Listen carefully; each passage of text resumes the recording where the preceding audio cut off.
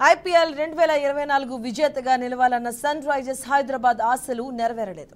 ఈ ఏడాది IPL champion గా కోల్కతా నైట్ రైడర్స్ అవతరించింది. ఇక కోల్కతా నైట్ రైడర్స్ తో జరిగిన ఫైనల్ మ్యాచ్ లో సన్ రైజర్స్ అన్ని రంగాల్లో విఫలమైంది.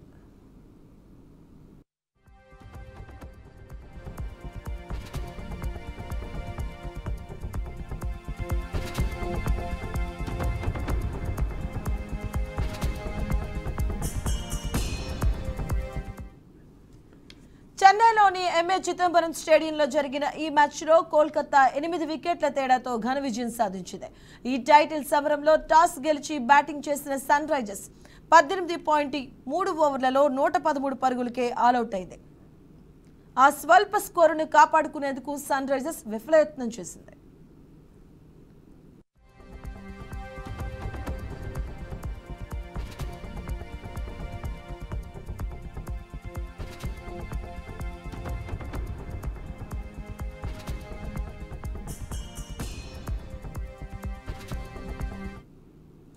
నూట 14 పరుగుల విజయ లక్ష్యాన్ని కోల్కతా జట్టు 10.3 ఓవర్లలో కేవలం 2 వికెట్లు కోల్పోయి ఛేదించింది. వెంకటేష్ అయ్యర్ విధ్వంసక ఇన్నింగ్స్తో కోల్కతా విజయంలో కీలక పాత్ర పోషించాడు. వెంకటేష్ అయ్యర్ 26 బంతుల్లో 4 ఫోర్లు 3 సిక్స్లతో 52 పరుగులతో అజేయంగా నిలిచాడు. అలాగే మరో ఎండ్లో ఓపెనర్ రహ్మల్లా కీలక ఇన్నింగ్స్లో ఆకట్టుకున్నాడు. గుర్బాజ్ 32 బంతుల్లో 5 ఫోర్లు 2 సిక్స్లతో 39 పరుగులు చేశాడు. కెప్టెన్ శ్రేయస్ అయ్యర్ 6 పరుగులు చేసి నాట్అవుట్గా నిలిచాడు.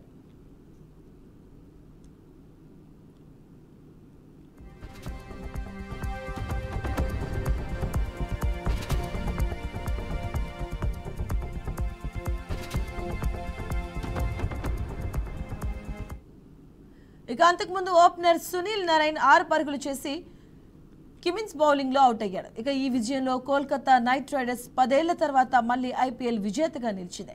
ఐపీఎల్ టైటిల్ గెలవడం కోల్కతాకు ఇది 3వసారి. కేకేఆర్ జట్టు గతంలో 2012, 2014లోనూ ఐపీఎల్ ఛాంపియన్ గా అవతరించింది. కాగా విజేతగా నిలిచిన కేకేఆర్ జట్టుకు 20 కోట్లు, రన్నర్ అప్ గా నిలిచినటువంటి సన్ రైజర్స్ జట్టుకు 13 కోట్లు ప్రైజ్ మనీ లభించనుంది.